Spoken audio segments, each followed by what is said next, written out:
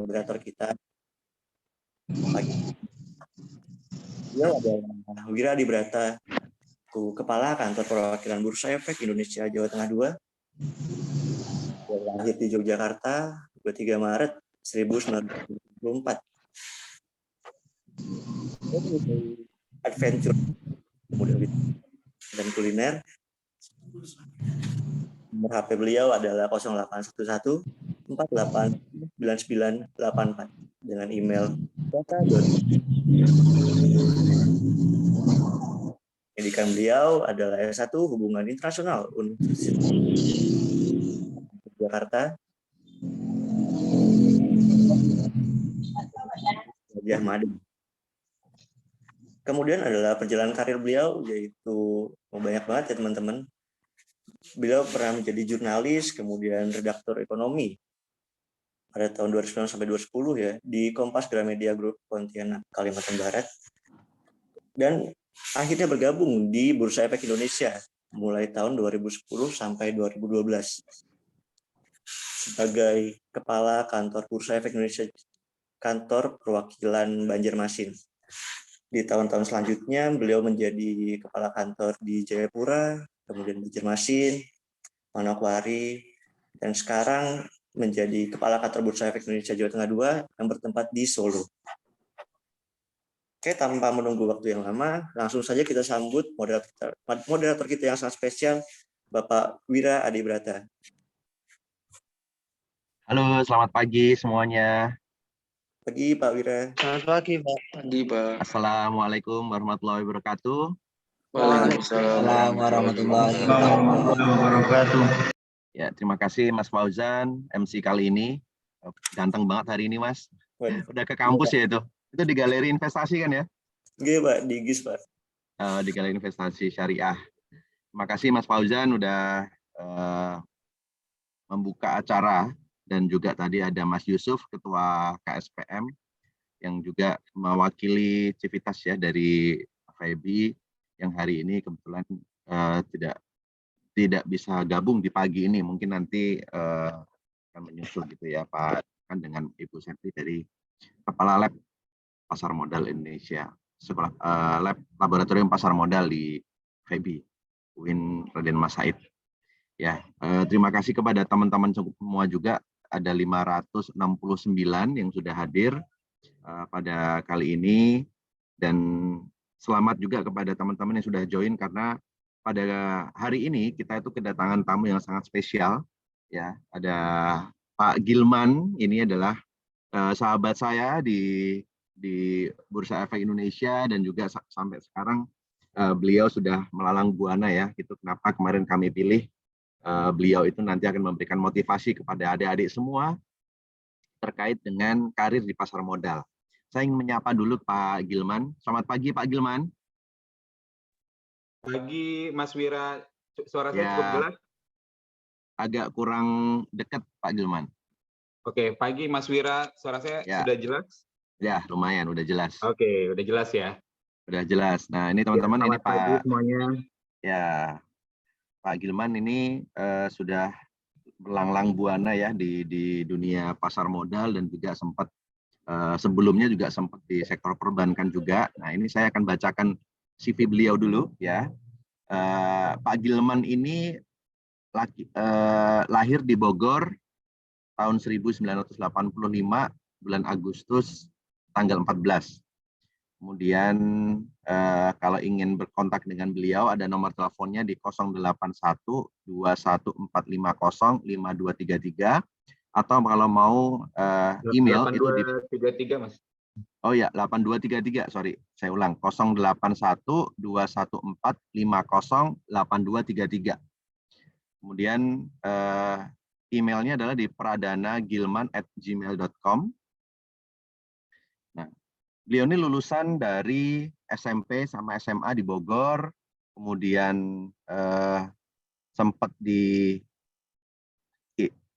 IPB ya, di IPB, kemudian di IPB ini ambilnya di hubungan internasional ya Pak Gilman ya? Di ekonomi Pak. Oh, di dulu ekonomi. namanya ekonomi pertanian ya, zaman saya ya. Jadi ada ISP, ada IPS ya, ekonomi pertanian. Oke. Gitu. S2 juga di IPB juga ya, Ambilnya di Magister Manajemen. Dulu namanya manajemen agribisnis. Manajemen agribisnis. Nah, Ya. ini di 2009 itu beliau sudah mendapatkan gelar MBA gitu ya. Dari sekarang udah jadi MBA.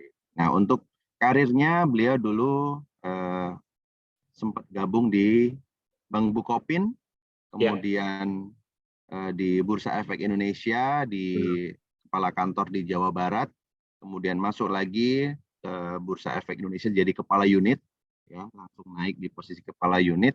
Nah, kemudian geser lagi di corporate secretary, jadi humasnya gitu ya di Bursa Efek Indonesia. Nah, ini beliau teman-teman dulu kalau pernah datang angkatan atas kalian, kalau yang waktu itu pernah datang ke Bursa Efek Indonesia pasti ketemu dengan Pak Gilman ini gitu. Dulu pernah datang nih Pak Gilman, teman-teman di UIN itu di Bursa Efek Indonesia ya. Mudah-mudahan ini setelah pandemi berakhir, teman-teman juga bisa berkesempatan nanti datang ke Bursa Efek Indonesia di Jakarta. Nah, kemudian menjadi konsultan bisnis ya, khususnya untuk komunikasi dan branding. Ya, beliau sempat mendirikan perusahaan sendiri dan sampai sekarang juga masih ada.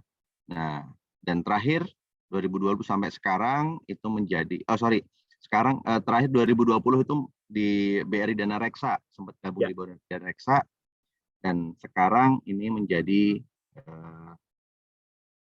terakhir Pak Gilman ini menjadi Vice President di emiten, teman-teman. Jadi kalau dulu tuh berkecimpungnya di sekuritas, kemudian gabung juga di Bursa Efek Indonesia sebagai regulator, dan sekarang Pak Gilman ini menjadi Vice President Corporate Secretary di emiten berkode WIJI. Nah, itu kepanjangan dari PT WIFI, ya, Solusi Sinergi Digital TBK.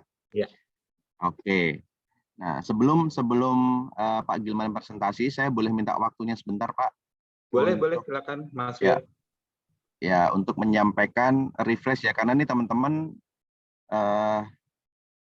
ini kan sudah ikut sekolah pasar modal dari awal, dan saya ingin mencoba untuk mengupdate sedikit terkait dengan pasar modal.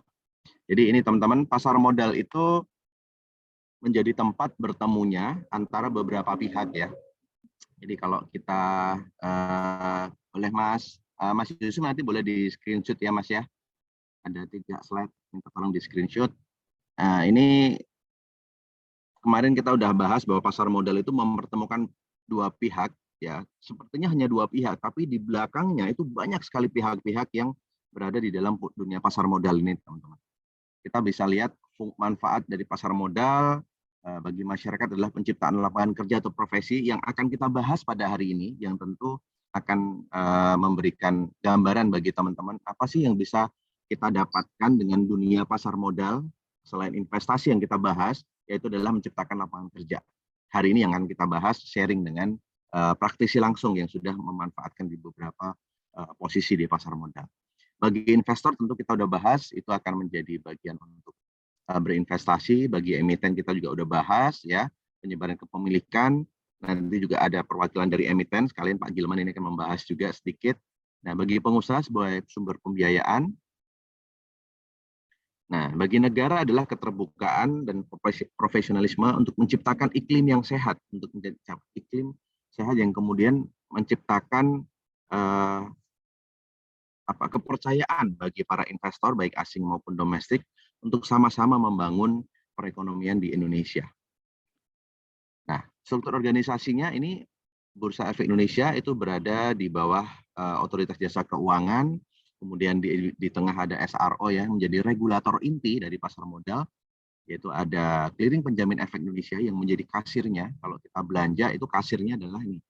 Jadi ketika kita beli saham atau kita beli makanan di Indomaret atau di Alfamart gitu ya, kita ngambil barang, kemudian transaksinya adalah di kasir. Nah, pasar modal itu kasirnya adalah Clearing Penjamin Efek Indonesia. Dia menjamin kalau kita mengeluarkan uang untuk membeli saham, sahamnya akan kasih kita.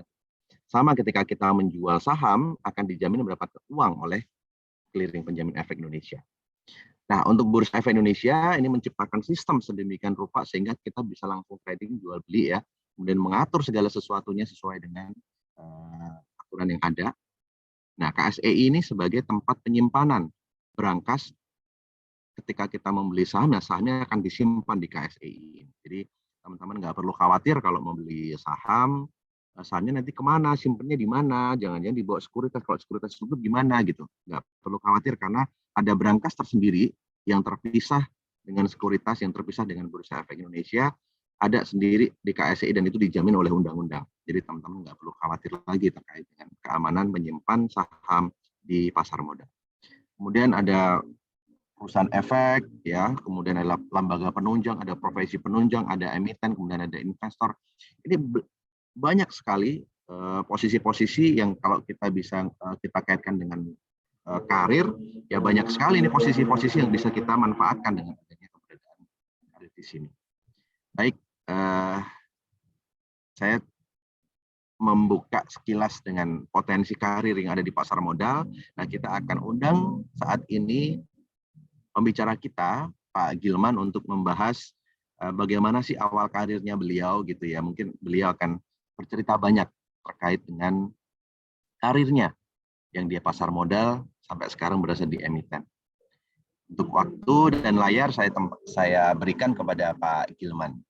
Nah, kita boleh tepuk tangan buat Pak Gilman untuk bisa tampil di layar, teman-teman. Yuk, Pak Gilman. Yes. Halo. Silahkan. Silakan Pak Gilman. Oke, terima kasih. Assalamualaikum warahmatullahi wabarakatuh. Salam sejahtera untuk kita semua. Yang saya hormati tentunya Dekan dan juga Kepala Lab ya dari Galeri Investasi Syariah. Dan memang kalau di sini ada Mas Wira juga ya. Ini partner saya lama di Bursa Efek Indonesia. Jadi Dekan dan Kepala Lab dari FEBI UIN Raden Mas Said Surakarta ya. Terima kasih atas kesempatannya. Mas Wira juga nih ya, Mas Kepala Kantor di Solo ya untuk IDX. Tentunya buat saya IDX punya kenangan tersendiri ya, karena saya juga lumayan lama di IDX ya, hampir 7 tahun di IDX. After that baru saya terbang lagi, bikin konsultan sendiri untuk branding in finance, and then ke BRI Dana Reksa ya, ke Sekuritas untuk pegang strategic marketing and communications-nya, strategic marketing and product development. Dan sekarang memang saya di emiten, jadi corporate secretary ya, corporate secretary dan juga investor relations. Tentunya kalau kita bicara perjalanan, I don't expect will be in this point, gitu ya. Tapi yang saya tahu adalah every opportunity yang datang itu harus kita consider, ya. Dan karena balik lagi yang paling limited sebenarnya dalam perjalanan kita. Saya ingat, saya kayaknya belum lama, saya masih ngerasain kuliah, tapi kok sekarang umur saya udah 36, 37. Jadi yang nggak kerasa adalah waktu, ya benar ya Mas Wira ya. Yang nggak kerasa adalah waktu gitu ya, dimana memang waktu ini cepat banget ya. Jadi kita di awal-awal dulu mungkin masih kuliah, saya ngerasanya oke, saya happy-happy aja. Saya dulu ngambil di awal-awal semester itu SKS-nya gede-gede teman-teman ya. Orang-orang ambil 24, saya ambil 27 atau 30, sehingga di akhir-akhir saya kuliah semester 5, semester 6, kuliah saya agak kosong gitu. Jadi saya manfaatin buat have fun lah ya, jalan kemana, terus ikut kuliah orang lain. Saya sering ikut kuliah di UI Depok ya, ataupun di kampus-kampus yang lain. Yang penting saya masih dapat knowledge gitu ya. Dan itu saya masih ngerasain exciting untuk kuliahnya sampai sekarang. Tapi kok, wah ini udah 12 tahun, 13 tahun berlalu nih teman-teman. Udah hampir 16 tahun berlalu nih dari masa kuliah saya. Ternyata memang waktu itu cepet banget. Ya. Oke, Mas Wira minta saya untuk cerita tentang perjalanan saya ya dalam dunia pasar modal. Tentunya saya pernah di regulator yaitu bursa, pernah di sekuritas juga. Sekarang di emiten. Di emiten sebenarnya udah 2 kali ya. Sebelumnya ada di Bank Bukopin, tapi memang tasnya waktu itu saya adalah ODP, Officer Development Program. Memang untuk teman-teman yang baru lulus dari kampus, sebenarnya waktu zaman saya opsinya nggak terlalu banyak. Pasar modal belum sama sekali kebuka seperti sekarang ya. Jadi opsinya adalah kalau teman-teman dari ekonomi, saya mungkin dari ekonomi yang basisnya kampusnya pertanian, sama kita semua fighting on the career of finance itu di banking ya. Tentunya masuk banking bisa bisa jalur biasa ya, kita clerical path gitu ya, ataupun bisa masuk jalur khusus, yaitu adalah Officer Development Program ataupun Management Development Program. Ya, bahasanya sama aja sebenarnya antar bank. Bedanya adalah privilege ya, karena teman-teman yang ikut di ODP harus belajar semua tentang bisnisnya bank ya, baik itu secara clerical, international banking, treasury, bisnis gitu ya, UKM kah, corporate lending ya, corporate funding dan lain sebagainya, sehingga kita mempelajari semua, sehingga diharapkan saat kita lulus kita siap. Berat 1,5 tahun itu berat banget, karena apa? Bayangkan teman-teman yang ngerasa udah belajar finance gitu, belajar keuangan, belajar ekonomi saat di kuliah, pas menghadapi dunia kerja ternyata mohon maaf, kok kita nggak tahu apa-apa nih gitu ya, atau nggak kok kita ngerasa kayak belum pernah nih belajar gitu ya, karena mau nggak mau ternyata di dunia bisnis banyak hal yang bersifat tacit knowledge ya, bukan eksplisit. Kalau eksplisit ya kita bisa belajar dari buku, kita tinggal Google gitu ya, tapi ternyata in the business banyak yang memang kita bicaranya tacit knowledge. Jadi kita harus belajar dari orang yang udah running duluan, belajar dari orang-orang yang di internal perusahaan gitu ya, belajar dari manajer-manajernya, kadif-kadifnya dan lain sebagainya, trik-triknya segala macam ya, gimana caranya bisa bisnis bank berjalan. Itu yang saya pelajari waktu zaman di bank ODP ya, ODP. Karena kita belajar semua tuh. Jadi mau ditempatin di treasury udah siap, mau ditempatin di international banking, bicara LC, bicara yang lain-lain, fasilitas pembiayaan internasional itu kita bisa. Kita ke UKM, bisnis kredit mikro dan lain-lain harus bisa gitu ya. Ataupun clerical, anggaplah back office gitu ya. Itu kita harus bisa juga. Jadi itu di awal-awal karir saya ya, di salah satu emiten, tapi memang tasnya adalah di bisnis. Setelah 2 tahun 3 tahun berjalan, I got my opportunity to move to Indonesia Stock Exchange ya. Karena balik lagi mimpi saya waktu zaman kuliah, saya pernah ke bursa itu tahun 2004.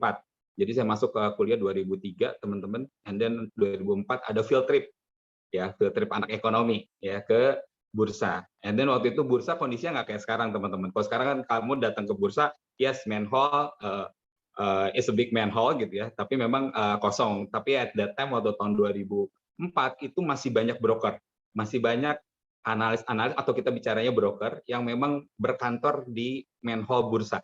Ya kalau teman-teman lihat fotonya zaman dulu ya. Nah itu banyak banget, ada ratusan. Saya mungkin waktu itu sekitar 400 sampai 500 orang yang ada di lantai bursa. Persis kayak di NYSE sampai sekarang. Ya, NYSE masih melestarikan budaya ada floor tradernya gitu ya. Nah, pada saat 2004 saya ke bursa, and then saya bikin kalau bilang itu adalah hajat saya sendiri gitu ya, keinginan saya sendiri. One day I will make to this company gitu ya.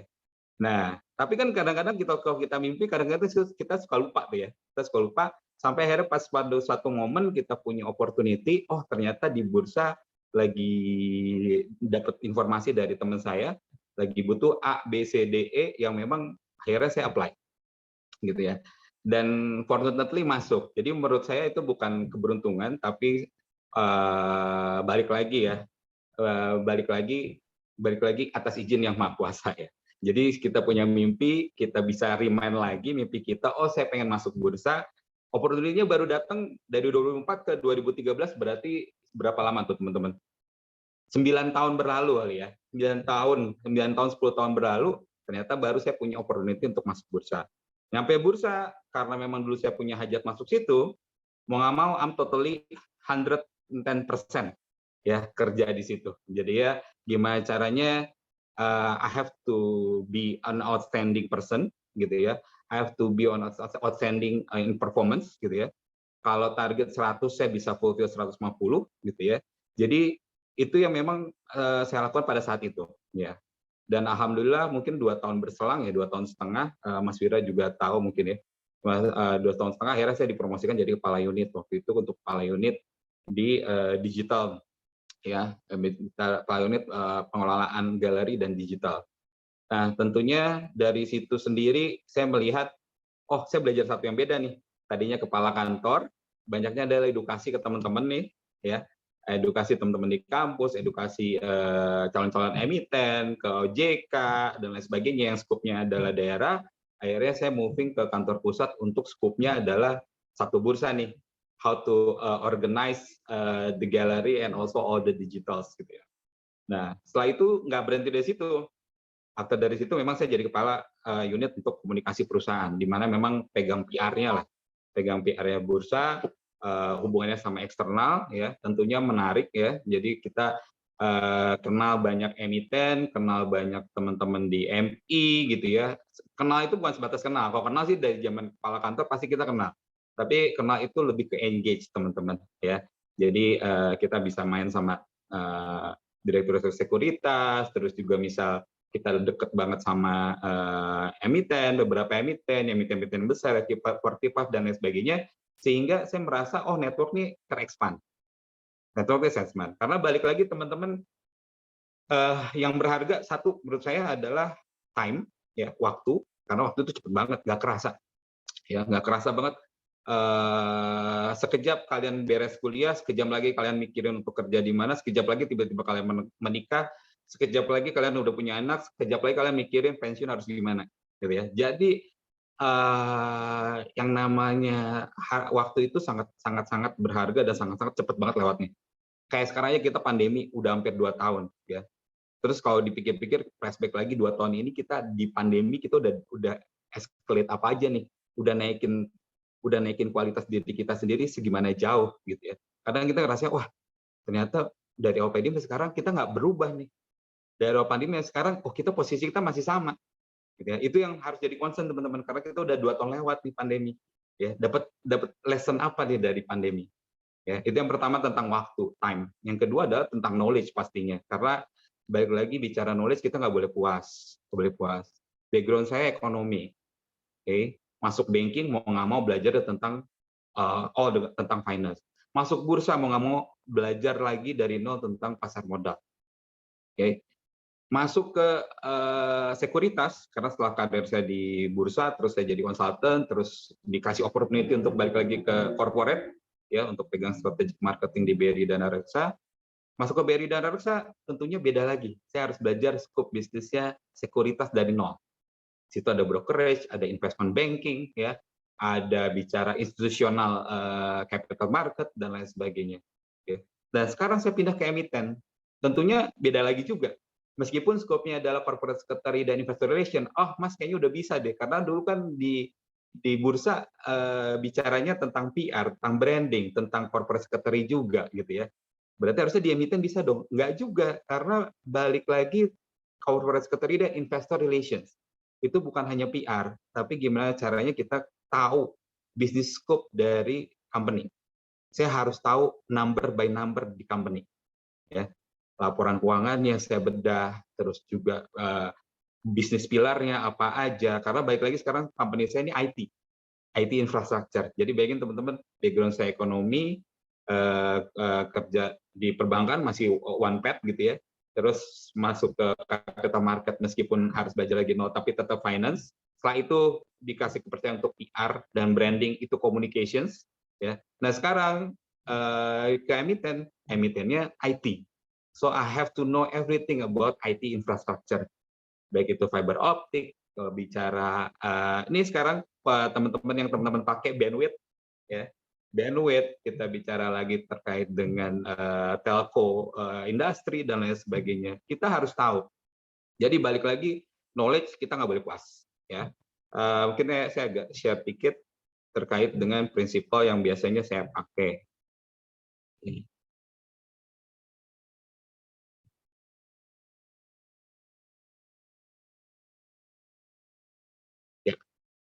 Nah, sebenarnya prinsipnya simpel kalau kita bicara soal karir. Menurut saya sampai sekarang bicara karir, saya selalu patokannya 4 ini, teman-teman, ya. Atau yang kita sebut sebagai ikigai. Ikigai itu adalah kehidupan, gai itu adalah value, ya. Maksudnya apa? Saya harus kalau dalam bekerja ataupun dalam suatu apapun, termasuk bisnis, adalah yang saya suka, that I love, ya. Terus good at, ya. Tentunya juga saya punya skill di situ. Yang ketiga, nggak cukup itu doang, tapi dunia itu butuh nggak sih gitu ya untuk pekerjaan saya ataupun skill yang saya punya gitu ya. Jadi ada manfaatnya. Dan yang keempat tentunya yang terakhir ya, paid for gitu ya. Dan kita dibayar untuk sesuatu yang kita suka, kita bagusnya di situ, dan ternyata orang lain juga butuh, kita dibayar. Nah, this is something that I seek ya in every career, in every step in my life ya. Jadi balik lagi good at, love gitu ya. Dibutuhin atau enggak sih, atau ngasih nilai tambah buat orang atau enggak sih gitu ya. Dan sebagai bonusnya ya kita dibayar untuk itu.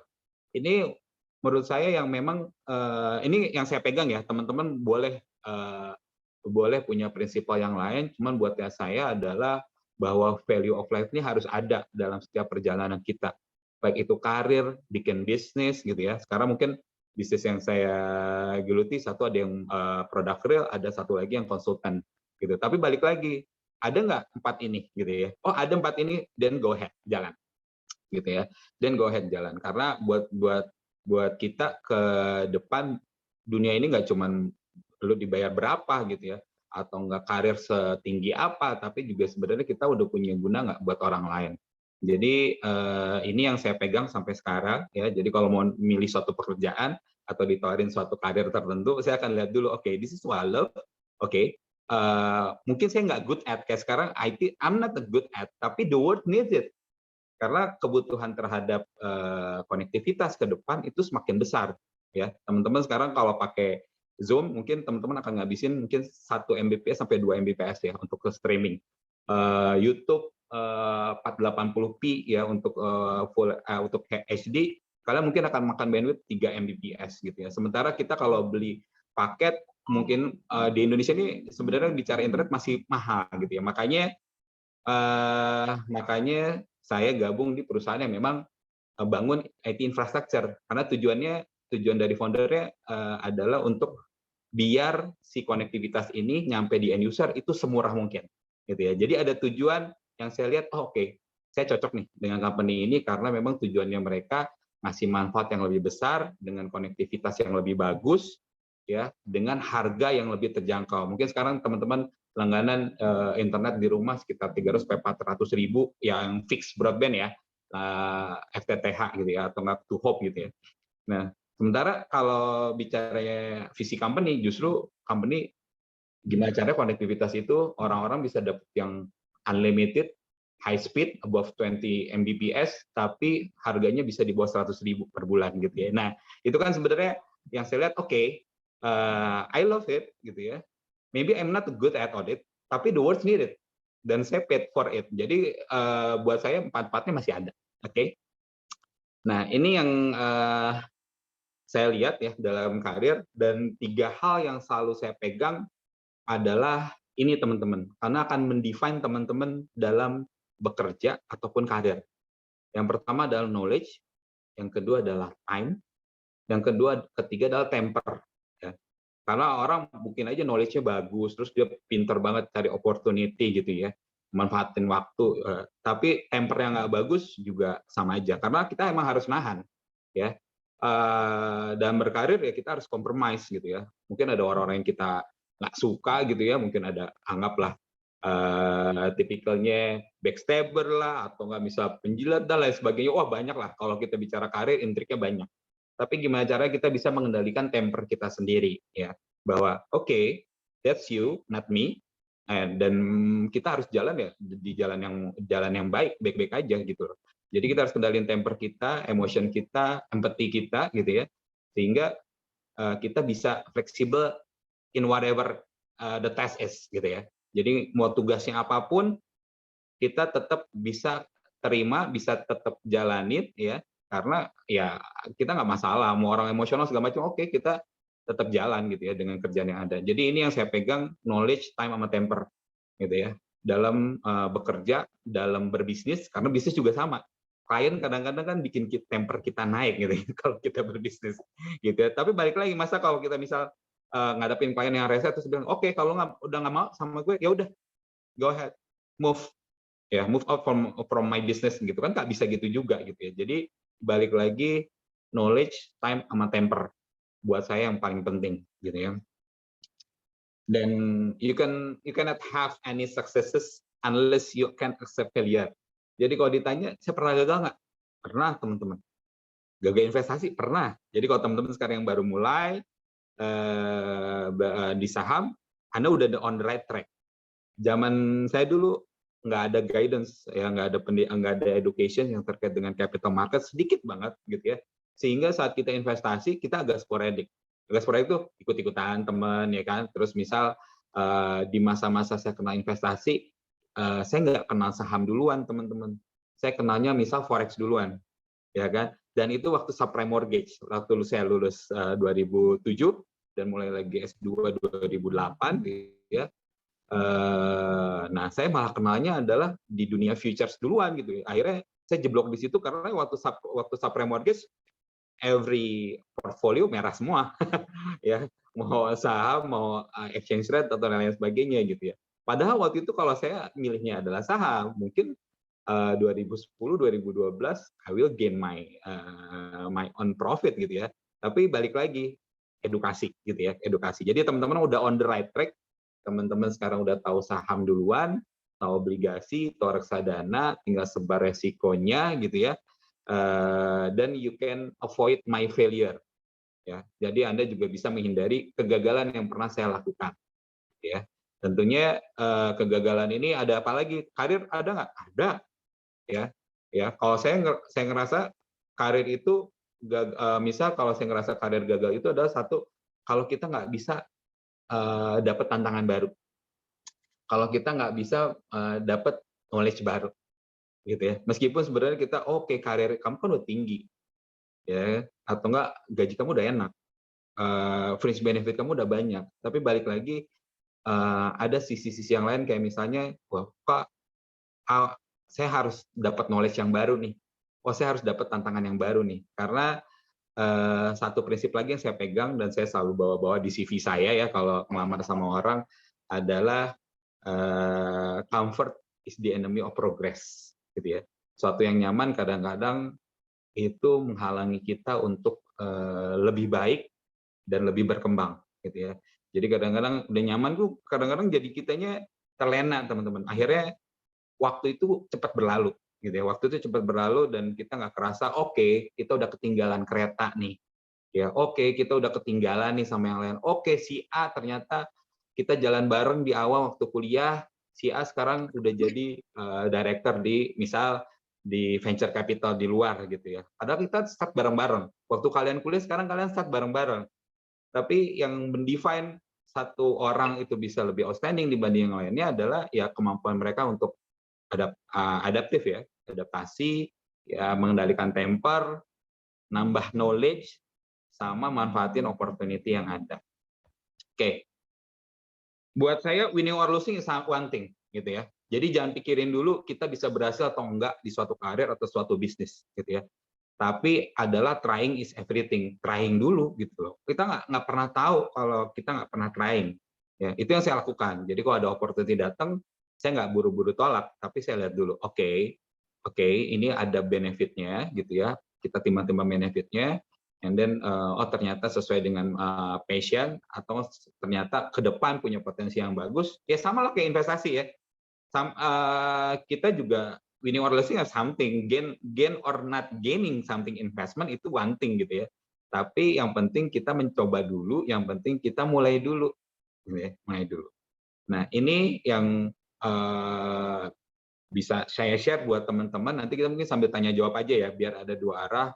Silakan Anda mau tanya apa aja ke saya akan jawab.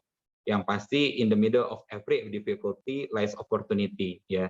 Jadi kalau Anda ngerasa susah, pasti ada opportunity di situ. Karena waktu saya ngerasa susah, ada opportunity yang masuk, saya bisa ambil gitu ya. Ternyata saya bisa belajar dari opportunity itu. Bisnis saya udah gagal 2 kali ya. Yang ketiga sekarang masih jalan. Investment saya udah gagal 2 kali juga gitu ya. Dan investment yang bertahan adalah investment yang ada di capital market tentunya gitu ya. Jadi dan yang ketiga bicara karir saya pernah gagal. Ya gagal saya bilang tadi kalau dalam karir adalah saat kita nggak bisa nambah knowledge atau nambah challenges lagi ya. Jadi bukan masalah kita demosi gitu ya, turun dari tadinya head jadi manajer lagi gitu ya, dari division head ke manajer lagi, bukan karena demosi, kegagalan dalam karir. Seringkali kegagalan dalam karir itu menurut saya adalah kita stuck. Ya, kita nggak bisa belajar lagi yang lebih baik lagi, dan juga kita nggak bisa dapat pengalaman yang lebih banyak lagi. Gitu. Ya. Mungkin itu Mas Wira yang bisa saya share dulu. Nanti mungkin kita tanya jawab aja ya. Bicara soal karir Biasa ya di teman-teman. capital market. Oke, baik Pak Gilman. Mungkin sedikit lagi tentang karir di capital market ya, teman-teman. Boleh. Nah, karir di capital market kalau teman-teman define, memang nggak cuman ada di, kita kan selalu berpikir, oh karir capital market itu kalau nggak kerja di bursa atau nggak di sekuritas gitu ya. Nah, di sekuritas sendiri bisa jadi broker gitu ya. Mungkin kalian teman-teman di lab pasar modal dekatnya sama teman-teman broker. Nah, teman-teman broker tadi sebenarnya profesi di sekuritas itu bukan hanya broker ya, tapi di situ ada investment banking. Oke. Ya, investment banking tugasnya apa sih? Tugasnya yaitu membantu-bantu. Satu adalah emiten, company-company gitu ya, untuk creating bonds ataupun stock gitu ya, atau any other product gitu ya. Jadi mereka supervising di situ. Terus ada institutional capital market, di mana broker sih, cuman pegangnya adalah nasabah-nasabah institusi yang gede-gede. Pension fund, kita bicara lagi insurance dan lain sebagainya. Nah, yang dekat dengan teman-teman investor retail tentunya adalah teman-teman broker ya, broker di sekuritas. Mungkin saya sedikit cerita aja tentang teman-teman broker ya. Teman-teman broker actually kalau mereka, kita bicaranya kalau di capital market bicara compensate ya, compensate. Kalau teman-teman broker biasa memang porsi besarnya ada di commission teman-teman ya. Jadi kalau bicara gaji pokok mungkin nggak besar gitu ya. Tapi kalau bicara commission karena itu adalah dari transaksi, sehingga mungkin kita akan menemukan, dan saya menemukan banyak sekuritas broker-broker yang memang punya pendapatannya itu jauh lebih tinggi daripada CEO perusahaan gitu ya.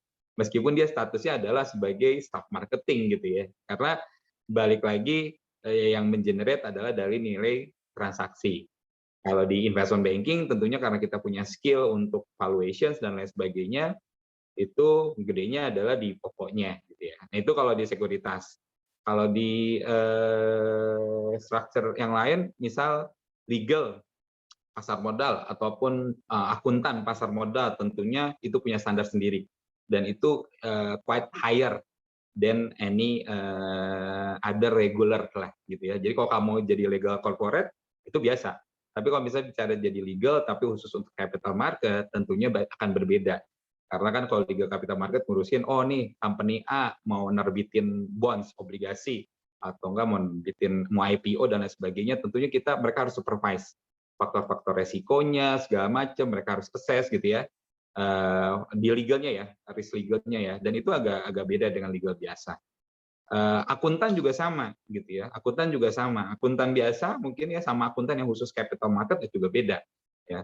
Balik lagi karena transaksi di capital market itu sangat luas teman-teman, bukan bicara domestik aja ya, kita bicaranya misal international bond ya, banyak emiten-emiten yang nerbitin international bond, tentunya perlu pendampingan akuntan yang dari sini ya, akuntan yang tahu terkait dengan PSAK Indonesia, tapi yang bisa disesuaikan dengan aturan misal di bursa tertentu, misal bursa Belgia lah, Belanda lah, tergantung nanti kita menerbitin bonds di mana.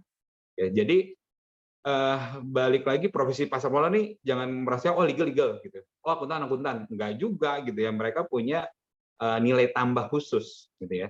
Sama nanti teman-teman juga sebagai anak ekonomi gitu ya, masuk ke capital market ada nilai tambah khusus juga saat kita belajar tentang capital market, ngerti flow-nya gitu ya, itu jadi tambahan buat teman-teman. You are not a regular economic bachelor gitu ya, tapi ada plusnya lah ya kalau kita tahu tentang capital market. Di emiten juga sama ya, di emiten bicara corporate secretary harusnya diisi sama orang-orang legal misalnya. Tapi sekarang saya background-nya bukan legal, saya background-nya adalah di ekonomi. Tapi saya sekarang harus tahu tentang legal. So I work closely with the legal team ya, sehingga saat kita mau disclose sesuatu tentang company ya udah sesuai tentang legalnya. Jadi orang bisnis harus tahu legal, orang legal harus tahu bisnis. Karena kalau orang legal saja strict orang legal tanpa tahu bisnis, dia sangat-sangat strict banget, nggak bisa menyesuaikan dengan dinamika bisnis yang ada. Gitu ya. Sama, orang bisnis juga sama. Kalau kita tidak belajar legal, yang ada kita sporadis, gitu ya, nggak sesuai dengan aturan, ditabrak semua, gitu ya. Nah, jadi Orang bisnis harus tahu legal, orang legal harus tahu bisnis. Itu seninya yang ada di capital market, gitu ya. Bicara lagi profesi, kalau di bursa jelas banyak ya. Di bursa itu mungkin kayak Mas Wira ada di pengembangan, ada di penilaian perusahaan yang work closely with the listed company gitu ya. Ada di pengawasan karena bursa aturannya cuma ada 3 ya, peraturan perdagangan, peraturan pencatatan ya, sama satu lagi apa Mas ya? Pencatatan perdagangan. Ada 3 aja aturan di kok jadi saya jadi lupa ya, udah lama nggak di bursa. Ya, ada pengawasan. Ya, jadi ada 3 peraturan yang ada di bursa, dan itu adalah 3 expertise yang teman-teman harus bisa explore. Ya, kalau Anda jago di anggaplah akuntansi gitu ya, valuasi perusahaan, Anda bisa masuk di penilaian perusahaan di bursa, gitu ya. Tapi Anda jagonya misal di ekonomi sama di marketing, Anda bisa di pengembangan. Ya, Anda bisa di pengembangan. Anda jagonya ngeliatin chart nih, ya statistik nih, Anda bisa di pengawasan transaksi. Karena tugasnya mereka tiap hari ngawasin tuh transaksi yang ada di bursa, lihat chartnya gitu ya, mana yang kira-kira abnormal gitu ya, sehingga harus dimasukin ke UMA, unusual market activity, ya ataupun mana yang harus disuspend gitu ya, karena mereka bisa ngelihat data sampai dengan individual investor. Ya, jadi kalau ada yang goreng-menggoreng atau apa, nah itu teman-teman pengawasan yang melototin, dan itu ekspertisnya bukan hanya ekonomi, tapi ekspertisnya adalah di statistik, bisa ya, di statistik, karena dia harus ngelihat chart, dia harus ngelihat volume, ya dan lain sebagainya, dan dia harus ngelihat sesuatu yang aneh dari transaksi-transaksi yang terjadi. Jadi semua background harusnya bisa masuk, teman-teman, ya di capital market, ya mau legal tadi ya, ekonomi, ya akuntansi, terus juga misal di komunikasinya, PR dan lain sebagainya. Jadi sangat terbuka lebar buat teman-teman untuk berprofesi di capital market. Itu Mas Wir.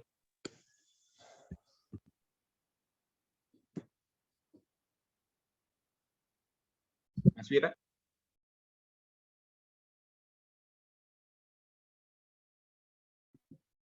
Halo, oke, baik. Luar biasa sekali teman-teman kalau kita tadi lihat pemaparannya Pak Gilman ya. Jadi tadi ada beberapa hal yang saya catat buat teman-teman. Tadi Pak Gilman sampaikan slide, ada Einstein yang mengatakan bahwa di setiap kesulitan selalu ada peluang gitu. Artinya kalau di tempat sulit pun kita bisa dapat peluang, gimana kalau kita berada di tempat yang bagus gitu, di mana kita berada di tempat yang enak gitu. Dan kemudian tadi juga disampaikan dari Pak Gilman ya teman-teman ya, kita berada tadi Pak Gilman berada di posisi bank, kemudian pindah ke sekuritas, pindah lagi ke bursa sebagai regulator, pindah lagi ke emiten gitu. Nah, ilmu yang akan diterapkan oleh Pak Gilman di suatu tempat yang berbeda itu tentu juga akan berbeda juga gitu. Nah, namun kenapa kok bisa itu berhasil? Padahal posisinya berbeda, perusahaannya berbeda, tentu budaya perusahaannya pun berbeda. Kenapa kok hal itu bisa terjadi ya? Kita bisa melihat tadi bagaimana upaya Pak Gilman itu melakukan adaptasi terhadap lingkungan, adaptasi terhadap pekerjaan, dan adaptasi terhadap saya berada di mana gitu ya. Kemudian kita juga harus bisa menyelaraskan diri, memposisikan diri itu di tempat di mana kita berada. Kalau misalnya tempat kita itu berada di lingkungan orang yang larinya kencang, ya mau nggak mau kita harus latihan lari untuk yang kencang gitu. Gimana kalau misalnya kita di daerah yang atau di tempat yang oh ini sukanya naik sepeda yang sangat kencang sekali, kecepatannya 60 gitu. Susah ya kalau 60 ya, kecepatannya 40 km per jam gitu. Nah itu ya gimana caranya kita harus melatih diri untuk bisa menyamai level di mana kita berada. Nah, kita mau mau minta tips dong dengan adanya seperti ini ya oleh Pak Gilman. Gimana Pak Gilman caranya untuk beradaptasi di tempat satu dan tempat lain gitu, Pak? Ya. Oke, thank you Mas Wira. Sebenarnya prinsipnya mudah ya, karena saya fokusnya sama mimpi saya sendiri gitu ya. Jadi kalau saya ingat satu buku dari sahabat saya adalah Your Job is Not Your Career gitu ya. Ya, Your Job is Not Your Career. Maksudnya gimana? Ya namanya karir itu yang nentuin adalah kita, teman-teman. Ya. sebenarnya kita udah tahu end of game kita mau kemana sih gitu ya, dan kita udah tahu masalah nanti vehicle-nya apa bisa beda-beda Mas Wira.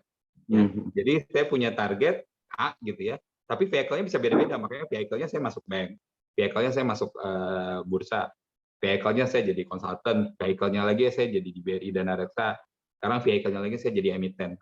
Karena balik lagi bicara karir bukan berarti kita only in one company gitu ya, maybe 20-25 years buat saya ya ini ya, 20-25 years in working gitu ya, sampai dengan jabatan satu tertentu di satu perusahaan tersebut, tapi gimana caranya justru end of game-nya saya mau jadi apa sih? Oh, end of game-nya misal saya pengen punya company yang listed sendiri.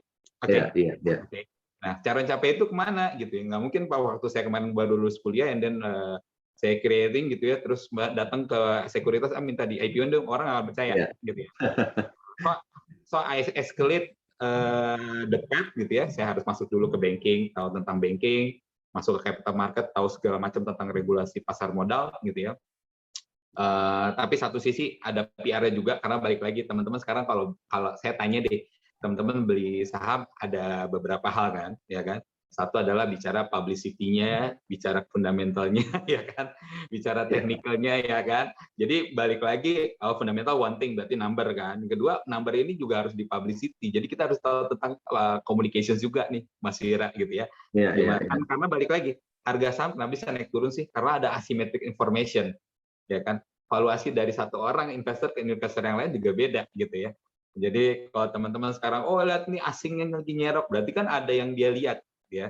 Berarti ada yang dia hitung, ternyata, EV EBITDA-nya masih di bawah nih untuk company ini. Jadi saya bisa collect lagi sahamnya gitu. Nah, yang kayak gitu-gitu kan sebenarnya balik lagi nggak cuma masalah keuangan, tapi ada PR di situ, ada technical staff gitu ya. Kita bicara statistik lain-lain ya. Kita harus belajar.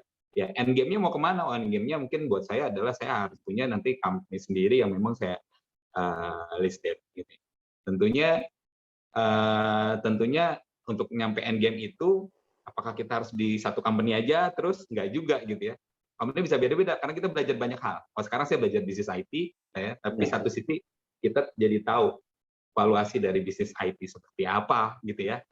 Kedepannya, kayak gini deh teman-teman, satu fakta. Baru 4% orang Indonesia yang bisa mengakses internet cepat. Internet cepat itu maksudnya yang unlimited dan fixed broadband gitu ya. Sementara kalau di negara luar itu udah lebih dari 40-50% gitu ya. Ada internet cepat yang kita bisa akses, ya itu fixed broadband tuh basisnya adalah fiber optic. Di kita basisnya masih mobile broadband. Jadi kayak teman-teman sekarang beli kuota itu namanya mobile broadband gitu ya. Nah, yang kayak gini-gini kan sebenarnya kita lihat, ini ada opportunity-nya, gitu ya. Ini buat kemaslahatan orang banyak, gitu ya. Oke, saya ikut deh ke situ, gitu ya. Saya ikut deh belajar di situ. Jadi balik lagi saat kita terima suatu pekerjaan apapun, yang pertama ini udah sesuai dengan path kita belum? Path karir kita. Ya, karir itu bukan ditentuin oleh satu company, nggak, karir kita. Kita tuh maunya gimana sih ke depan? Ya, passion kita, end game-nya di mana? Terus yang kedua adalah bicara sesuatu yang punya manfaat nggak buat orang, ya. Karena balik lagi, kalau nyari duit ya sama aja Mas Wir ya. Cuman gimana caranya kita bisa nyari duit tapi ngasih manfaat buat orang. Nah, itu sebenarnya yang konsep sociopreneur yang sekarang dielu-elukan gitu ya. Tentunya bukan sekedar kita nyari profit ya, tapi gimana caranya bisa ngasih nilai tambah buat orang. Satu contoh deh, sepupu saya ya bikin NGO untuk pengelolaan sampah. Dia mulai dari pulau paling terpencil ya di sekitar Kalimantan. But actually buat dia bilang ya it's my hobby man gitu ya. Tapi satu saat nanti mungkin akan menjadi satu bisnis sociopreneur yang lumayan besar. Ternyata benar. Nggak lama karena dia sering educate, dia posting gitu ya. Dari sosial media change the game of business lah ya.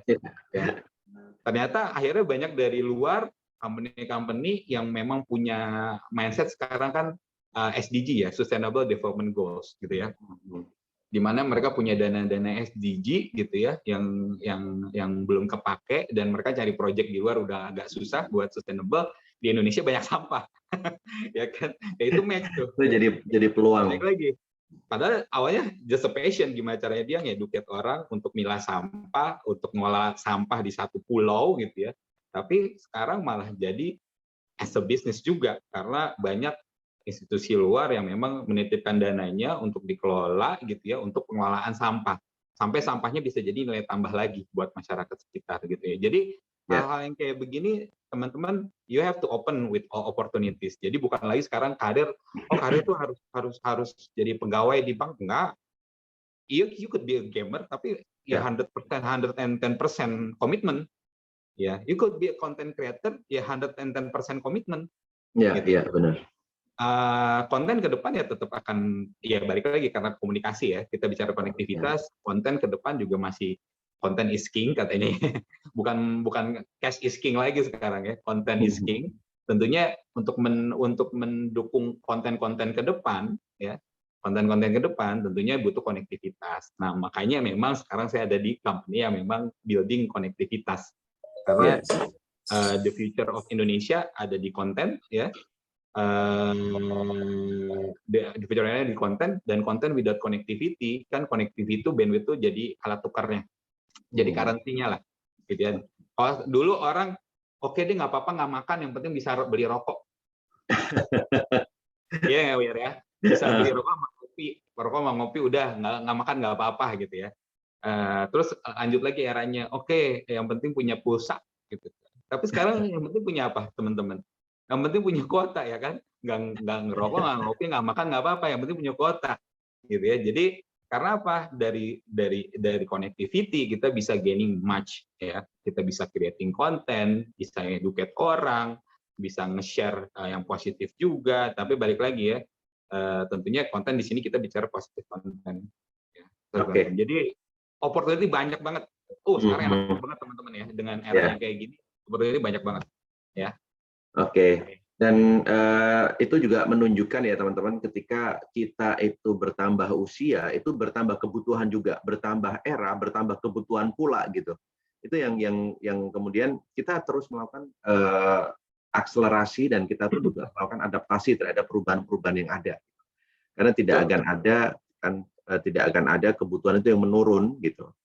Nah, buat teman-teman yang masih kuliah ya, sekali lagi kuliah itu menjadi media untuk kalian ke jenjang berikutnya. Tapi bukan berarti seperti Pak Gilman tadi sampaikan, tidak harus kemudian fokus ke jurusan kita saja ya. Beberapa waktu lalu saya diundang oleh dekan Feby, dekannya teman-teman juga. Itu ternyata waktu penyebaran kuesioner paling banyak minat oleh teman-teman itu adalah kerja di bank gitu. Dan seperti Pak Gilman tadi sampaikan gitu, nggak semua loh yang di Feby itu nggak harus di bank gitu. Ada tempat-tempat lain yang teman-teman itu bisa eksplor lagi. Dan ketika kita berada di suatu tempat ya, dan sebaru itu tempat, kita tadi diberikan wawasan oleh Pak Gilman bahwa kita harus punya main goals ya. Kita harus punya tujuan utama di depan sana yang akan kita capai. Ketika kita berada di perahu yang kecil, itu adalah kita menuju ke perahu yang besar. Kita pindah lagi ke perahu yang lebih besar lagi, itu adalah proses pembelajaran, dan kita akan mendapatkan ilmu banyak sekali di perahu tersebut. Karena suatu perusahaan tentu akan memiliki budaya yang berbeda, mempunyai target yang berbeda, memiliki atmosfer yang berbeda yang akan kita bisa serap ilmunya. Saya akan kasih waktu, contoh teman-teman. Oke. Saya mungkin kasih contoh teman-teman. Saya ingat pengalaman saya gagal 5 kali masuk PPM Bank Indonesia. Oke, PPM Bank Indonesia. I've done it gitu ya, 5 times gitu, dan masih gagal gitu ya. Jadi dan masih gagal. Tapi di situ ya, apakah saya harus nunggu terus untuk saya bisa masuk ke Bank Indonesia? Enggak juga ya kan. We have to move on ya with the career. Sampai akhirnya di tahun 2015 saya di bursa, saya yang mengajar pejabat-pejabat Bank Indonesia terkait dengan pasar modal. Oke. Jadi balik lagi teman-teman ya. Jadi balik lagi, kita boleh gagal in one thing gitu ya. Tapi sama kita masih on the right track ya, track yang udah kita tetapkan gitu ya. Mau dimanapun perahunya sama aja. Nanti juga akan ketemu lagi dengan kenyataan itu.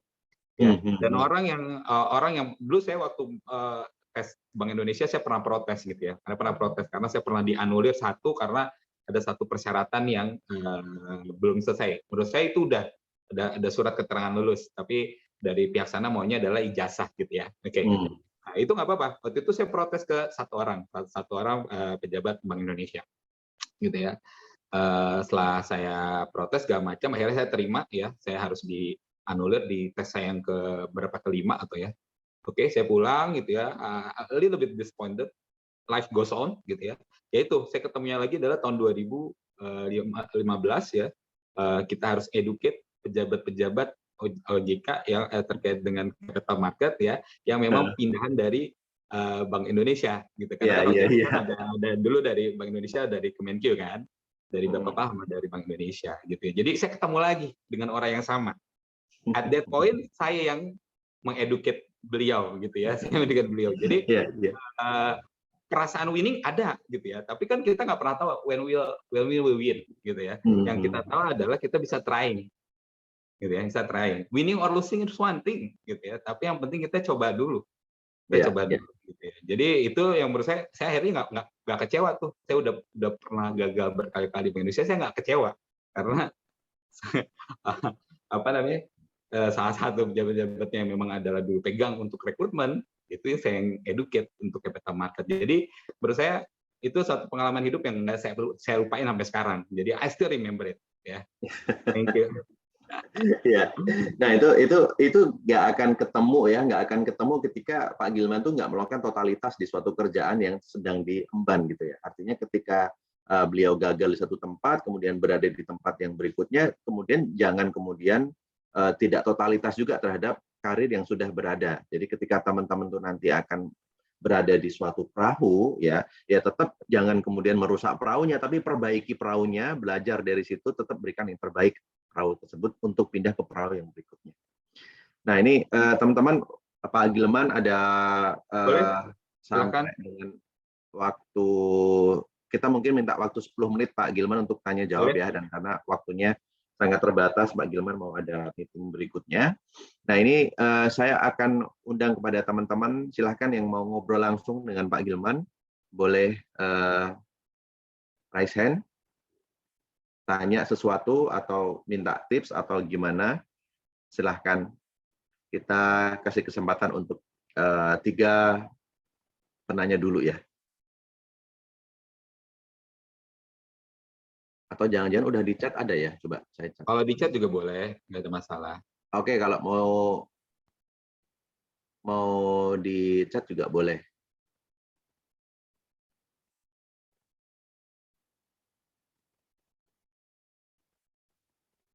Ayo, jangan malu-malu teman-teman. Ini mumpung ada praktisi yang kita semua nanti akan berada di posisi di mana kita akan mencari sebuah perusahaan, mencari sebuah bisnis. Mumpung kalian itu masih berada di posisi, atau mungkin Pak gimana caranya membuat mimpi gitu ya, karena memang kita boleh loh mimpi setinggi-tingginya gitu ya, tapi kita pun juga harus melihat kapasitas kita untuk mencapainya. Misalnya kita sekarang udah teman-teman udah di semester 1 gitu ya, kemudian mimpinya aduh saya pengen lagi nih di semester 7 gitu, aku pengen lagi nih ngulang S1 di jurusan lain gitu ya. Nah itu ya boleh-boleh aja sih gitu, tapi itu akan membuang cukup energi dan waktu gitu. Oke. Mungkin sambil jalan, ini ada 2H, apakah emiten blue chip masih oke. Nah ini pertanyaan buat Mas Wira nih ya. Oh oke. Nah ini pertanyaannya terkait dengan emiten blue chip masih menjadi top atau manggung saat window dressing, atau malah emiten IPO sebab banyak perusahaan yang melantai di bursa. Oke. Nah, terkait dengan window dressing ya teman-teman, window dressing itu sebenarnya kalau di aturan bursa itu kan nggak ada ya. Artinya window dressing itu adalah pola yang kemudian dibuat sedemikian rupa sehingga seolah-olah window dressing ini merupakan momen di mana para manajer investasi, pengelola investasi itu mempoles portofolionya sehingga terlihat dengan baik gitu ya. Dan kebanyakan portofolio yang dikelola oleh emiten atau oleh manajer investasi itu beberapanya perusahaan blue chip. Nah, ini bisa dipantau juga beberapa pergerakan saham-saham blue chip yang terakhir ya, sudah mulai bergerak, itu bisa juga dipantau terkait dengan emiten blue chip masih menjadi top ya. Teman-teman boleh lihat di top gainer dan dalam 1 pekan terakhir ya untuk bisa melihat, karena window dressing itu biasanya dimulai di bulan November Desember, dan sampai sekarang memang kita lihat beberapa isu yang terakhir ada varian baru yang kemudian kemarin sempat membuat pasar sedikit bereaksi ya, yang kemudian namun ada beberapa saham blue chip yang justru malah meresponnya dengan positif gitu. Kemudian terdapat isu bahwa kode broker mau dihapus OBI gitu ya, bukannya itu malah mempersulit para trader untuk trading saham. Nah, ini sama persis yang disampaikan Pak Gilman tadi gitu ya. Ilustrasinya adalah ketika kita melakukan transaksi atau kita membeli sebuah barang dan kita itu hanya ikut-ikutan, artinya kita tidak paham dengan apa yang kita beli. Kenapa sih kode broker itu dihapus ya? Bursa Efek Indonesia selaku regulator itu sudah melakukan penelitian cukup lama, di riset melihat bahwa seorang trader membeli saham itu banyak faktor. Satu faktor diantaranya adalah melihat dari pergerakan investor asing atau investor yang big fund gitu, yang kemudian dia membeli berdasarkan kode broker dari yang tertera di pasar. Artinya apa? Artinya orang membeli saham itu mengikuti arus, atau orang membeli saham itu mengikuti orang lain yang menentukan gitu. Nah, kita dari Bursa Efek Indonesia ingin melihat dengan menghapus kode broker itu akan mampu menciptakan penawaran dan permintaan itu real. Jadi kita mencoba untuk melakukan edukasi kepada masyarakat, kepada investor, membeli saham berdasarkan apa yang kita tahu, gitu ya. Bukan membeli saham berdasarkan ikut-ikutan dari suatu broker asing atau suatu broker yang gede.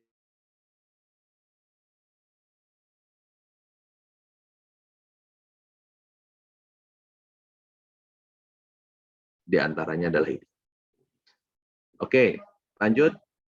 Masih ada dua penanya.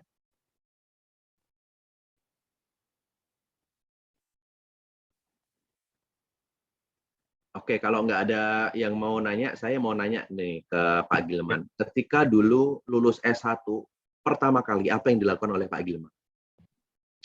Saya langsung cari satu company manapun, ya. Manapun, maksudnya bukan company yang memang harus bank. Mungkin kan waktu itu memang kita pengennya ke bank ya. Tapi waktu itu saya prefer manapun yang bisa saya masukin itu di semester 7 atau 8 ya. Waktu saya masih nyusun skripsi adalah magang, gitu ya. Jadi teman-teman juga harus sudah mulai manfaatin tuh. Kenapa? Karena kita building networking di situ, gitu ya. Jadi kenapa saya bisa masuk sekarang fieldnya komunikasi? Karena waktu habis S1 saya dapat kesempatan magang di salah satu agensi besar di Jakarta untuk branding and communication. Jadi saya belajar, padahal saya anak ekonomi tuh, tapi saya belajar, gitu ya. Meskipun itu nggak lama, akhirnya nggak selang nyampe 6 bulan, ternyata saya dapat beasiswa untuk S2 ya di kampus yang sama, dapat beasiswa dari Charun Popan, salah satu emiten, Cepin ya, dari Cepin saya dapat beasiswa. Akhirnya saya balik lagi ke kampus untuk S2 gitu ya. Saya pikir orang belum tentu dapat opportunity kan, jadi balik lagi ya, opportunity datang. Sebenarnya kita bisa punya pilihan mau kerja atau mau ambil kuliah gitu ya. Tapi opportunity itu datang ya udah ambil gitu ya, ambil. Konsekuensinya adalah saya ngelihat orang lain mulai berkarir dan saya harus tetap stay di kampus untuk sekolah. Karena kelasnya dapat beasiswa kan kelasnya kelas reguler tuh yang tiap hari kuliah ya, Mas Wira ya. Sehingga after setahun baru saya punya kesempatan untuk nyari lagi. Jadi sebenarnya kalau bicara in terms of karir, waktu saya S2 saya merasa saya udah tertinggal 1 sampai setengah tahun karir dibandingkan teman-teman yang saya yang S1 terus langsung bekerja. Iya kan? Iya kan Mas Wir gitu ya. Jadi makanya saat saya masuk program ODP itu saya merasanya kita harus lebih dari 100%. Karena kalau nggak begitu kita nggak bisa catch up ya, karena saya udah tertinggal nih ya 1,5 tahun karir dibandingkan teman-teman saya gitu ya. Jadi itu yang saya rasakan saat kita merasakan agak tertinggal, mau nggak mau kita in rush. Gimana caranya bisa ngejar ketertinggalan kita. Ya. Jadi S2 bagus ya, tentunya ada nilai lebih buat saya sendiri. Cuma memang kalau bicara karir ya dibandingkan sama teman-teman saya yang sebaya S1 waktu itu saya tertinggal. Saya tertinggal ya. Teman-teman saya mungkin ada yang naik ke asisten manajer gitu ya. Setelah 2 tahun berkarir, sementara saya waktu itu masih selesaiin tesis. Sehingga ya mau nggak mau we have to keep the pace ya. Bicara maraton 10 kilo pertama mungkin kita lagi santai, tapi 20 kilo, 40 kilo, 30 kilo terakhir harusnya kita udah naikin pace-nya. Itu sih, Mas Wira. Oke, baik. Nih Pak Gilman ada yang tanya dari ada 2 yang nanya ini. Ini tadi malu-malu ya, udah mulai banyak nanya. Ada Nia Suciati. Izin bertanya Pak, apa saja yang perlu dipelajari di masa sekarang supaya bisa memiliki karir yang bagus di masa yang akan datang seperti Pak Wira dan Pak Gilman. Terima kasih sebelumnya Pak. Ini Nia Suci. Nah, Nia semester berapa ya Nia Suci? Semester berapa? Semester 3 Pak. Oh semester 3, oke. Semester 3, apa yang harus disiapin nih? Silakan Pak Gilman. Kalau yang perlu disiapkan, kalau buat saya sih sebenarnya yang tadi ya, kita harus terbuka dengan knowledge yang baru, ya. Sama yang kedua adalah network, ya. Jadi mulai dari sekarang teman-teman harusnya udah mulai kuliah nih, teman-teman harus udah punya LinkedIn, ya. Karena di LinkedIn ini kita bisa ketemu banyak orang. Mulai dari Pak Gilman, ini LinkedIn teman-teman udah pada tahu belum? Apa itu LinkedIn? Nah, boleh di-share juga nih, kan? Jadi LinkedIn itu apa? Jadi bukan hanya kalian punya Instagram. Instagram is one thing. You can post any content gitu ya. Kalian mau sharing apa aja, knowledge segala macam bisa di Instagram gitu ya. Terus bicara Twitter is very noise buat saya, distorsinya gede. Jadi kalau Twitter kita cuma cari adalah trendingnya doang biasanya kan gitu ya. Oke. Kalau bicara Facebook ya still you need ya tetap perlu punya Facebook karena itu akan terkonek dengan banyak platform gitu ya, termasuk ke LinkedIn juga.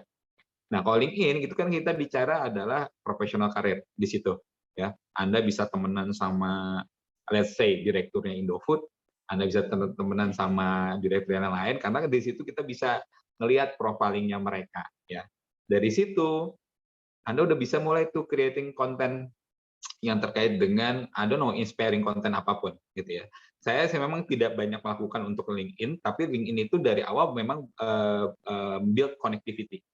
Bahkan untuk yang karir saya yang terakhir ini, mereka they know me from LinkedIn, gitu kan. Jadi LinkedIn sama ada beberapa personal ya.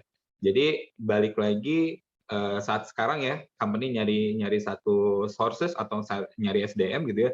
Jadi dia akan lihat, oke ini yang daftar ada CV A, CV B yang masuk ke company ini via email gitu ya, atau nggak via job seeker gitu ya, job seeker desk. Nanti pas masuk lihat juga tuh, lihat profilingnya. Kita bisa, karena kan gampang nyari profiling orang ya, tinggal lihat sosial medianya mereka. Tapi yang memang akan prior adalah ke LinkedIn dulu teman-teman ya, karena mereka pengen tahu karirnya kita udah sejauh mana sih. Tapi balik lagi, yang harus kita persiapin yang tadi knowledge, temper, ya jangan gampang baper karena balik lagi you couldn't expect every boss is good boss gitu ya. Semua bos sebenarnya baik, cuman kan tipikalnya mereka beda-beda. Ada yang memang nge-push gitu ya, ada yang memang santai, ada yang memang pengennya kita berkembang. Makanya dia neken banget gitu ya. Ya let be it gitu ya.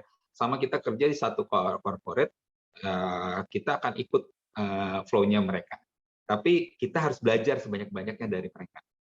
Itu sih stressing point-nya, belajar sebanyak-banyaknya dari mereka gitu ya, sehingga kita tahu saat kita ngerasa udah nggak ada lagi yang bisa kita pelajari, udah semuanya nih dari company udah bisa pelajari. Nah, kita bisa bawa itu ke tempat yang lain.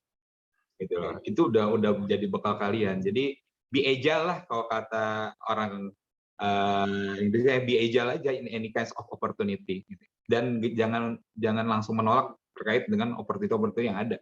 Siapa tahu itu yang membawa Anda ke level yang lain. Kita nggak pernah tahu ya. Jadi bagian takdir biarin yang nentuin di atas. Yang kita bisa lakukan adalah oke, nih dikasih opportunity, ambil atau enggak?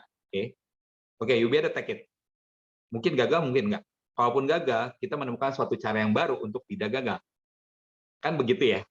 Ya kan? Jadi 4 kali jatuh, 5 kali berdiri. Itu aja prinsipnya. Ya, 6 kali jatuh, 7 kali berdiri. Itu aja prinsipnya.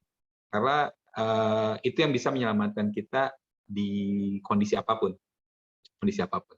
Oke, makasih banyak Pak Gilman. Saya nambahin sedikit terkait dengan disampaikan Pak Gilman, ya teman-teman, karena Nia Suci ini baru semester 3, tadi LinkedIn itu penting banget teman-teman. Nanti habis ini browsing ya, apa itu LinkedIn?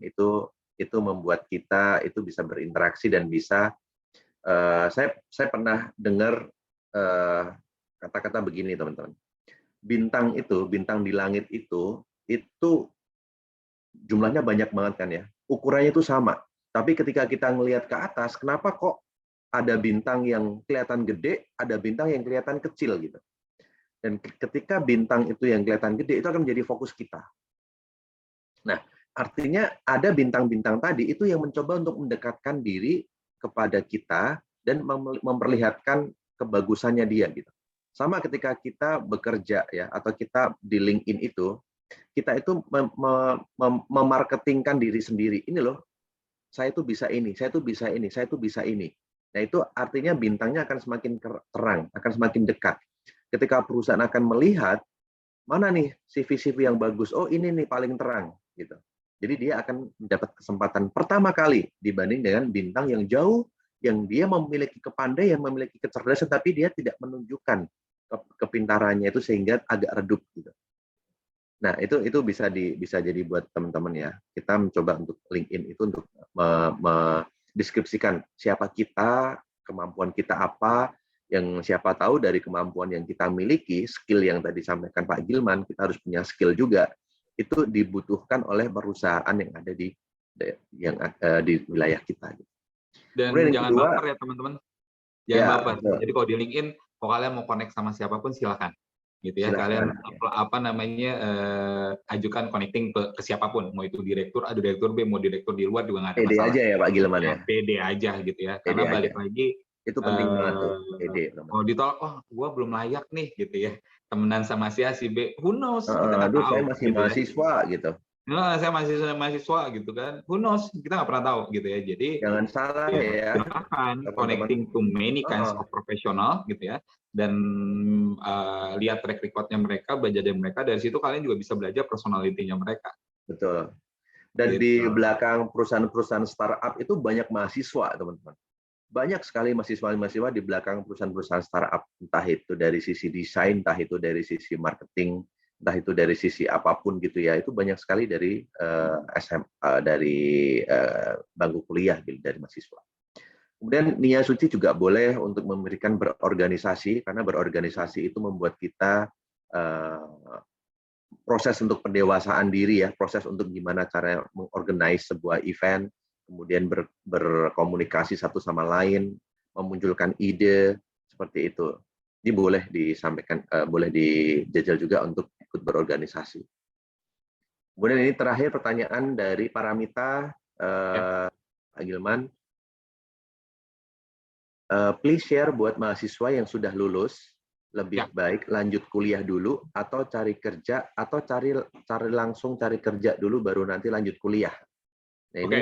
Nah, ini banyak dilema juga nih menghadapi oleh teman-teman saya ya waktu itu. Jadi kalau saya karena saya kuliah duluan gitu ya, langsung kuliah dan harus reguler,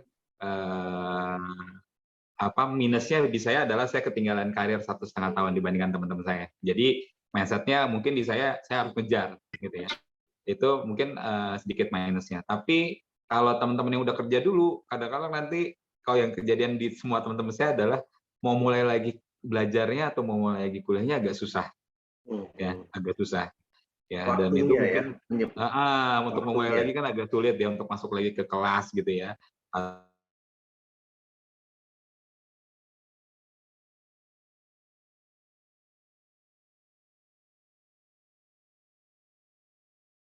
Lama memang kalian udah opportunity ini company waktu ada opportunity itu baru 2 tahun kerja kah atau baru setahun kerja ada opportunity itu langsung ambil ya, langsung ambil karena itu yang sebenarnya paling cocok ya. Jadi kalian masih kerja, gaining money ya, tapi satu sisi kita malamnya kuliah sekolah S2 di eksekutif kelasnya gitu ya. Karena kan kita dibayarin kantor misalnya. Meskipun nanti ada komitmen dari kantor, biasanya nggak boleh keluar dulu dari kantor sekian lama gitu ya. T kali 2 ya, misal kalau kita nyelesain kuliah 2 tahun, berarti kita nggak boleh resign dulu dari company misal 4 tahun gitu ya. Itu is okay, nggak apa-apa. Itu kan berarti kan mau nggak mau kita udah paku diri kita, oke, saya 4 tahun ke depan masih ada di company ini. Jadi gimana caranya kita bisa berkembang dalam 4 tahun ke depan gitu ya. Udah tahu milestone-nya gitu ya. Nah, oke. Itu mungkin Mas Wira ya paling cocok gitu ya. Ataupun sekarang kalau teman-teman mau nyambi, ya sekarang dunia kan karir kan nggak cuma di yang reguler kayak sekarang nih ya, yang konvensional, tapi kan karir banyak yang bicara digital karir ya. Jadi karir yang sebenarnya kita bisa barengin dengan kuliah bisa banget, ya bisa banget gitu ya. Banyak teman-teman kita mungkin yang sekarang content creator, ya mereka juga sambil kuliah gitu ya, sambil kuliah bisa ikut kelas reguler, content creating masih jalan, masih creating money juga, masih engage sama brand, tapi duit jalan terus ya. Jadi itu banyak jalan menuju Roma yang sebenarnya kita harus nyoba. Jangan sampai pokoknya jangan sekali-kali kalian berpikir oh kita nggak pede. Jangan, karena balik lagi saya juga dulu introvert teman-teman ya. Jadi kalau Mas Wira kenal saya udah di bursa, banyak orang mikirnya saya ekstrovert, but actually dulu saya adalah introvert gitu ya. Nah, kenapa? Karena sebenarnya ada masanya kita akan introvert, ada masanya kita akan ekstrovert. Nah, kita bisa menyesuaikan tuh dua itu. Ya, saya doyan menyendiri, saya doyan touring sendiri. Ya, tapi satu sisi kalau dalam kerjaan, I have to be an extrovert. Gitu ya. Jadi itu yang mungkin bisa saya sharing buat teman-teman karena ini kan dari pengalaman pribadi ya. Tentunya teman-teman nanti bisa dapat pengalaman lebih banyak dari profesional lainnya. Baik. Luar biasa sharing hari ini dari Pak Gilman. Kita boleh tepuk tangan buat Pak Gilman, teman-teman. Ya, kita berikan tepuk tangan dan apresiasi setinggi-tingginya kepada Pak Gilman atas yang sudah di-sharingkan. Di tengah kesibukannya beliau, kita mendapatkan kesempatan untuk mendengarkan ya proses berkarirnya beliau sehingga memberikan motivasi dan gambaran bagi adik-adik, bagi teman-teman semua untuk oke, berarti kita step sekarang harus begini, step berikutnya harus begini, step berikutnya harus begini gitu.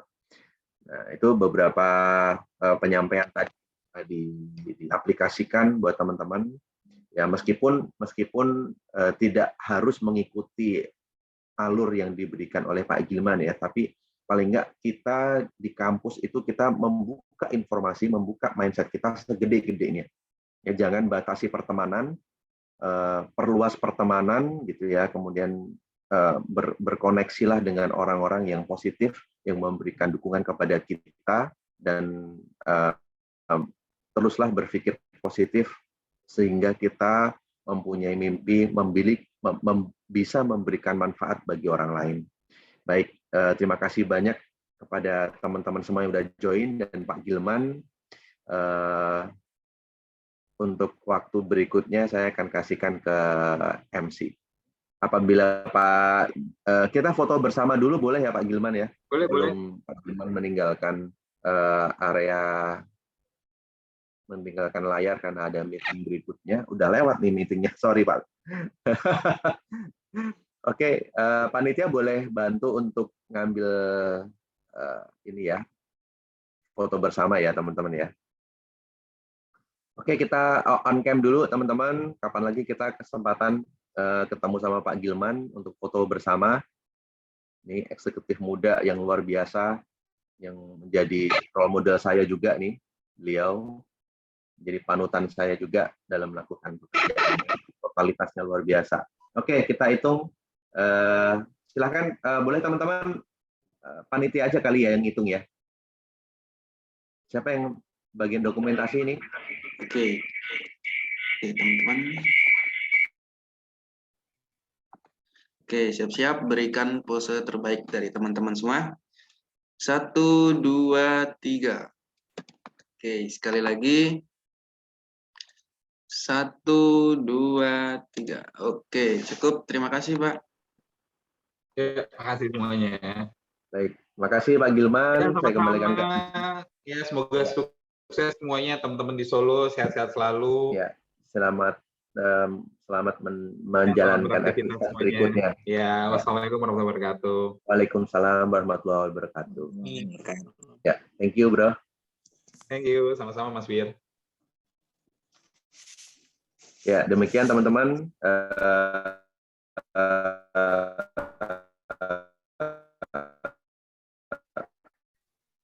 Diskusi kita sangat menarik dari Pak Gilman dan Mas Fauzan. Ya. Terima kasih Pak Gilman dan Pak Wira atas materinya, juga telah berbagi pengalaman karirnya ya. Semoga bisa menjadi ilmu baru bagi teman-teman peserta praktikum, dan mungkin teman-teman di sini juga bisa berkarir ya nantinya di dunia pasar modal. Oke, sebelum itu bagi peserta silakan melakukan absensi di kolom chat Zoom dengan mengetik nama, _NIM, _kelas, kemudian di screenshot dan dikirimkan ke link absen yang sudah kami bagikan. Memasuki acara selanjutnya yaitu acara penutup. Demikianlah acara grand closing praktikum pasar modal dengan tema peluang karir pada investasi dan pasar modal. Marilah kita akhiri dengan mengucap hamdalah bersama-sama. Alhamdulillahirabbil alamin. Alhamdulillahirabbil alamin.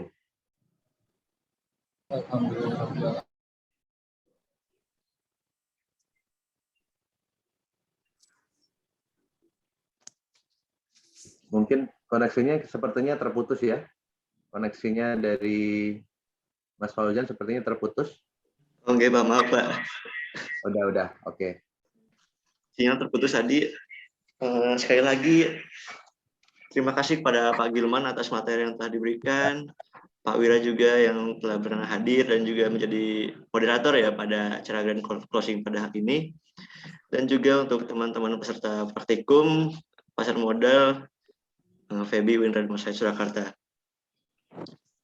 Sekian dari saya, kurang lebihnya mohon maaf. Wabillahi taufiq wal hidayah wal inayah. Assalamualaikum warahmatullahi wabarakatuh.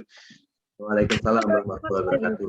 Waalaikumsalam warahmatullahi KSKM. Terima kasih Pak Wira. Terima kasih.